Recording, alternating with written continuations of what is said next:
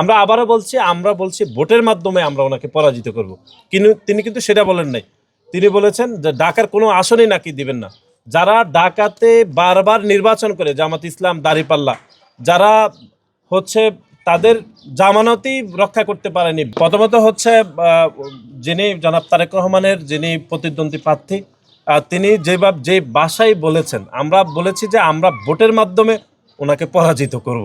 কিন্তু উনি বলছেন কোনো আসনই দিবেন না। তাতে যে ভোটের দিন হয়তো তিনি জোর করতে পারেন, তিনি হয়তো সংঘর্ষ বাঁধানোর এক ধরনের পায়তারা করতে পারেন, নতুবা এরকম বক্তব্য তিনি দিতে পারতেন না। আমরা আবারও বলছি, আমরা বলছি ভোটের মাধ্যমে আমরা ওনাকে পরাজিত করব। কিন্তু তিনি কিন্তু সেটা বলেন নাই। তিনি বলেছেন যে ঢাকার কোনো আসনই নাকি দিবেন না।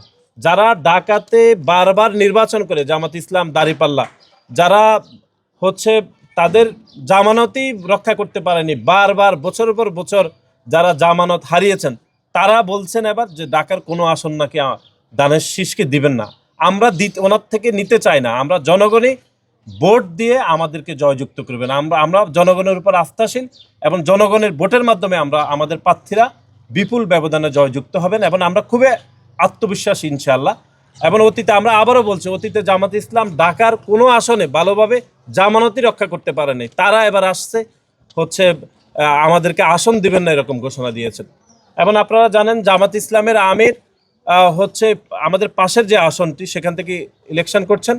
আমরা আপনাদেরকে স্মরণ করে দিতে চাই, উনি ওনার এলাকাতে 3বার নির্বাচন করে সব মিলিয়ে 42,000 ভোট পেয়েছেন।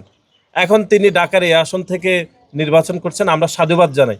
কিন্তু আমরা অত্যন্ত আত্মবিশ্বাসী ইনশাল্লাহ উনি এবারও আল্লাহর রহমতে এই আসন থেকে হারবেন এবং ধানের শীষের যিনি প্রার্থী তিনি বিপুল ব্যবধানে ওনার বিপক্ষে জয়যুক্ত হবে মানুষের ভোটের মাধ্যমে। সুতরাং আমরা জনগণের উপর বিশ্বাসী, জনগণের ভোটের উপরে আমাদের আস্থা রয়েছে এবং জনগণের ভোটের মাধ্যমে আমাদের প্রার্থীরা ইনশাল্লাহ বিজয়ী হবেন।